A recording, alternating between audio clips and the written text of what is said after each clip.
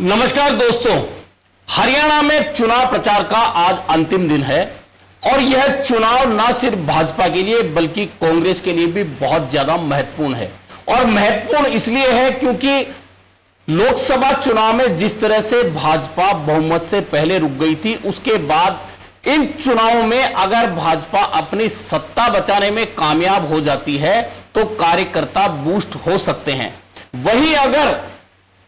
कांग्रेस ने जिस तरह से इंडिया गठबंधन का नेतृत्व करने के साथ ही भाजपा को न सिर्फ बहुमत से पहले रोक दिया बल्कि इंडिया गठबंधन की ताकत को भी लगभग एनडीए के बराबर लाकर खड़ा कर दिया। यह अलग बात है कि सरकार एनडीए के नेतृत्व में भाजपा ने बना ली। ऐसे में हरियाणा का चुनाव काफी महत्वपूर्ण है और जिस तरह से इस बार वहां किसान, खिलाड़ी और युवा सरकार के खिलाफ आक्रोशित होकर सड़कों पर लगातार बात कर रहे हैं। आम जनता महंगाई से त्रस्त होकर बात कर रही है और सरकार के झूठे वादों को लेकर चर्चा कर रही है। उससे कांग्रेस बहुत ज्यादा उत्साहित है। दूसरी ओर भाजपा किसी भी तरह कांग्रेस के खिलाफ यह नैरेटिव सेट करने के प्रयास में लगी रही कि कांग्रेस को दलित विरोधी ठहरा दिया जाए। यह प्रयास को इसलिए भाजपा कर रही थी क्योंकि यही वह प्रमुख मुद्दा था जो कांग्रेस और इंडिया गठबंधन लोकसभा चुनाव में उठाकर ले गया था। संविधान बदलने का प्रयास भाजपा कर रही है और भाजपा आरक्षण छीनना चाहती है। यह बात उठाकर इंडिया गठबंधन लोकसभा चुनाव में ले गया था और इसका बहुत बड़ा नुकसान भाजपा और एनडीए को हुआ था। ऐसे में भाजपा ने इस बार लगातार प्रयास किया कि कांग्रेस को दलित विरोधी ठहरा दिया जाए, लेकिन दलित विरोधी ठहराने के इस प्रयास में कुमारी शैलजा को लेकर यह भ्रम फैलाने का प्रयास किया कि शैलजा कांग्रेस से नाराज है और वह कांग्रेस छोड़ सकती है। लेकिन शैलजा ने टीवी चैनलों पर स्पष्ट रूप से कह दिया कि मेरे पिता कांग्रेस के तिरंगे में लिपट कर गए थे और शैलजा भी कांग्रेस के तिरंगे में लिपट कर ही जाएगी। यानी कि बीजेपी जो नैरेटिव सेट करना चाहती थी उसकी हवा खुद कुमारी शैलजा ने निकाल दी। लेकिन चुनाव प्रचार के आखिरी दिन एक मास्टर स्ट्रोक कांग्रेस ने खेला जिसकी उम्मीद खुद भाजपा को भी नहीं रही होगी। और भाजपा के सबसे बड़े दलित चेहरे जो पूर्व में कांग्रेसी थे, अशोक तंवर, चुनाव प्रचार के अंतिम दिन महेंद्रगढ़ की एक रैली में राहुल गांधी और भूपेंद्र सिंह हुड्डा की मौजूदगी में वे फिर से कांग्रेस में आ गए और कांग्रेस को जो दलित विरोधी ठहराने का प्रयास था उसकी हवा फिर निकल गई। अशोक तंवर एनएसयूआई के राष्ट्रीय अध्यक्ष रहे, यूथ कांग्रेस के राष्ट्रीय अध्यक्ष रहे, पार्टी के महासचिव रहे, हरियाणा के अध्यक्ष रहे, सांसद रहे, लेकिन भूपेंद्र सिंह हुड्डा के साथ में तकरार के चलते पिछले विधानसभा चुनाव जो हरियाणा के हुए थे उससे ठीक पहले उन्होंने कांग्रेस का दामन छोड़ दिया था और वो बहुत सारी पार्टियों से होते हुए लोकसभा चुनाव से पहले वे भाजपा में गए थे और सिरसा, जहां से कि कुमारी शैलजा सांसद है, उनके सामने भाजपा उम्मीदवार के रूप में अशोक तंवर ने ताल ठोकी थी। हालांकि अशोक तंवर चुनाव नहीं जीत पाए थे। उसके बाद जब हरियाणा का यह विधानसभा चुनाव चल रहा था, उस चुनाव के दौरान अशोक तंवर ना तो भाजपा के मंचों पर नजर आ रहे थे, ना भाजपा उम्मीदवारों के पक्ष में कहीं प्रचार करते नजर आ रहे थे। ऐसे में सोचा जा रहा था कि आखिरकार अशोक तंवर कहां जाने वाले हैं और आज कांग्रेस में उनकी वापसी हो गई है। ऐसे में दलित विरोधी जो टैग कांग्रेस पे लगाने का प्रयास था उसकी हवा पूरी तरह से निकल गई है। लेकिन हरियाणा के चुनाव प्रचार के अंतिम दिन एक और घटना घटी है और यह घटना वह है जिसमें एक सांसद ने, जो कि इंडिया गठबंधन के उम्मीदवार के रूप में राजस्थान से जीत कर गए थे, उन्होंने एक तरह से इंडिया गठबंधन को छोड़ने के अपने इरादे स्पष्ट कर दिए हैं और वह नाम है हनुमान बेनीवाल का। दरअसल राजस्थान में जो उपचुनाव होने हैं खींवसर सहित 7 विधानसभा सीटों के, उनके बारे में जब भी चर्चा हो रही थी तो हनुमान बेनीवाल कई बार कह चुके थे कि अब गठबंधन नहीं है, गठबंधन लोकसभा चुनाव तक था, लेकिन फिर भी सोचा जा रहा था कि शायद गठबंधन के तहत ही खींवसर से हनुमान बेनीवाल की पार्टी चुनाव लड़ेगी, लेकिन उन्होंने कई बार इस तरह के बयान देके स्पष्ट जाहिर कर दिया था। लेकिन हरियाणा चुनाव प्रचार के अंतिम दिन उन्होंने भाजपा की सहयोगी रही जेजेपी और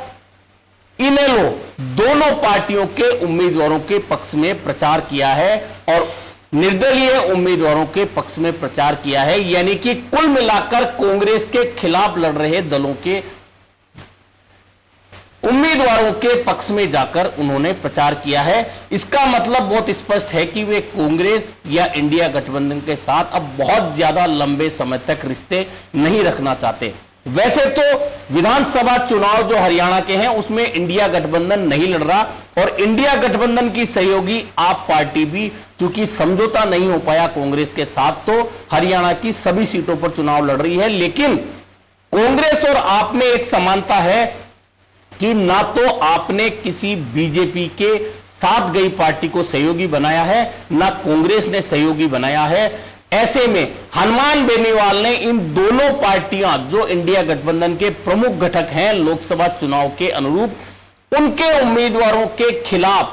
और भाजपा के सहयोगी रही जेजेपी, जिसको लेकर किसानों में सबसे ज्यादा आक्रोश है। और आपको याद होगा कि भाजपा का साथ, एनडीए का साथ हनुमान बेनीवाल ने किसान विरोधी नीति की वजह से ही छोड़ा था और अब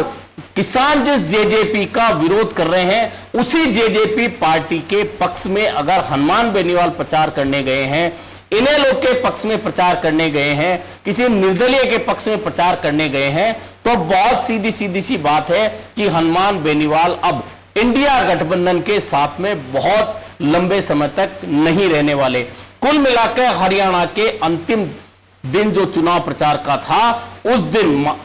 कांग्रेस ने तो मास्टर स्ट्रोक खेलते हुए बीजेपी के उस दावे की हवा निकाल दी जिसमें कांग्रेस को दलित विरोधी कहने का प्रयास किया गया था। हरियाणा में जो चल रहा है, जो चुनाव प्रचार में नजर आया है, उसमें भी बहुत स्पष्ट संकेत है कि वहां किसान,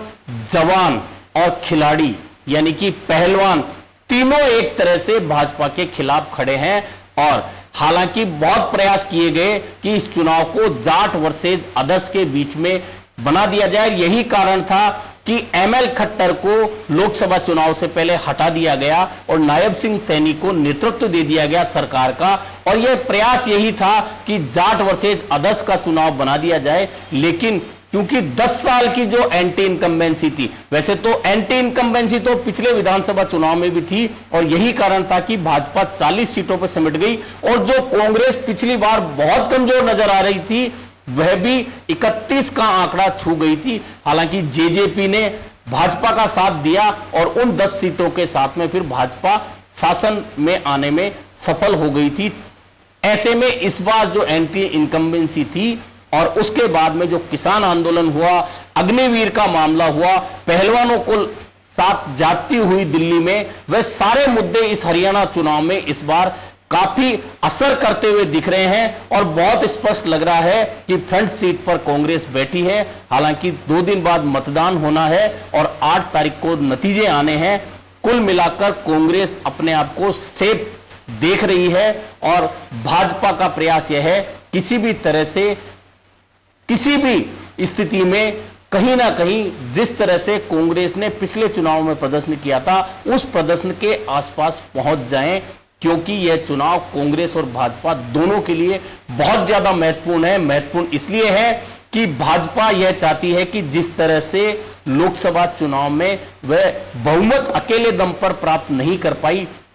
उसके बाद यदि अब हरियाणा चुनाव में भाजपा जीत जाती है और तीसरी बार सत्ता में आने में कामयाब हो जाती है तो कार्यकर्ता बूस्ट हो सकते हैं। वही कांग्रेस भी चाहती है कि यदि इस बार हरियाणा की सत्ता भाजपा से छीन ली गई तो पूरे देश में एक मैसेज जाएगा कि न सिर्फ लोकसभा चुनाव में भाजपा को बहुमत से पहले कांग्रेस के नेतृत्व में इंडिया गठबंधन ने रोक लिया था, बल्कि अब प्रदेशों में भी भाजपा को एक एक कर हराकर सत्ता से बाहर किया जा सकता है।